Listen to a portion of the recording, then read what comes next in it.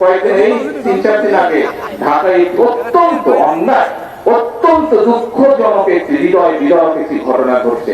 এই ছোট্ট বাচ্চাকে কিভাবে হত্যা করা হয়েছে দেখেছেন।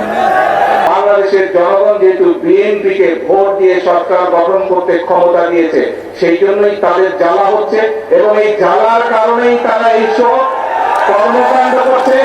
তাই তো আমরা ধরে নেব, তাই নয় কি?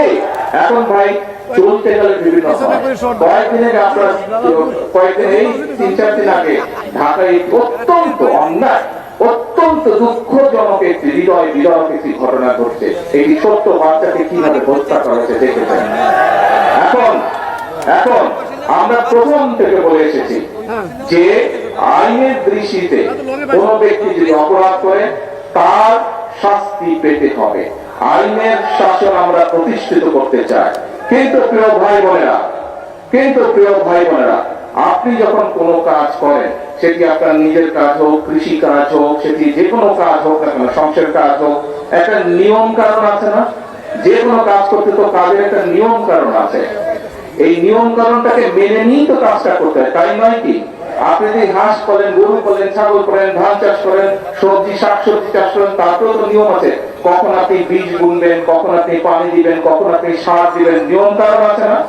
ঠিক যে কোনো অন্যায়কারীর তাকে শাস্তি দিতে হলে, তাকে তার বিচার করতে হলে সরকারের কতগুলো নিয়ম কারণ আছে। এখন আমরা খেয়াল করছি প্রিয় ভাই বোনেরা, গত কয়েকদিন ধরে কিছু সংখ্যক মানুষ, আপনারাও খেয়াল করেছেন, পত্র পত্রিকায় দেখেছেন, আপনারা রেডিও টিভিতে দেখেছেন, আপনারা কিছু সংখ্যক মানুষ একটা পরিস্থিতি তৈরি করার চেষ্টা করছে। রাস্তাঘাট বন্ধ করে দিচ্ছে, যানবাহন চলাচল বন্ধ করে দিচ্ছে, এখানে আগুন ধরাচ্ছে, ওখানে উত্তেজনা সৃষ্টি করছে। এই কাজগুলো যারা তারা করে, তাহলে আপনারা কি মনে করেন, প্রথমেই কি আইনের শাসনকে তারা বাধাগ্রস্ত করছে না? আইনকে আইনের মতন কি চলতে দিচ্ছে না। প্রিয় ভাই বোনেরা, আমরা খেয়াল করে দেখেছি যে এই যে অন্তর্বর্তীকালীন সরকার যখন ক্ষমতায় ছিল, এই 12 তারিখের নির্বাচনের আগে যে অন্তর্বর্তীকালীন সরকার ছিল, সেই সময় আমরা দেখেছি দেশে কয়েকটি দুঃখজনক এরকম অন্যায় ঘটেছে। সেই অন্যায় যখন ঘটেছে, আমি নিজে সেই সকল বাচ্চার মায়েদের সাথে কথা বলেছিলাম।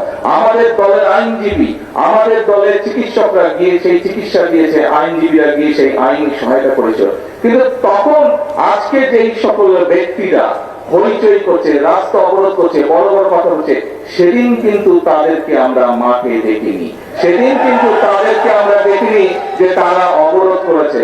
তাহলে কি আমরা ধরে নেব আজকে যেহেতু জনগণকে 12 তারিখের নির্বাচনে বাংলাদেশের জনগণ যেহেতু বিএনপিকে ভোট দিয়ে সরকার গঠন করতে ক্ষমতা দিয়েছে, সেই জন্যই তাদের জ্বালা হচ্ছে এবং এই জ্বালার কারণেই তারা এইসব কর্মকাণ্ড করছে?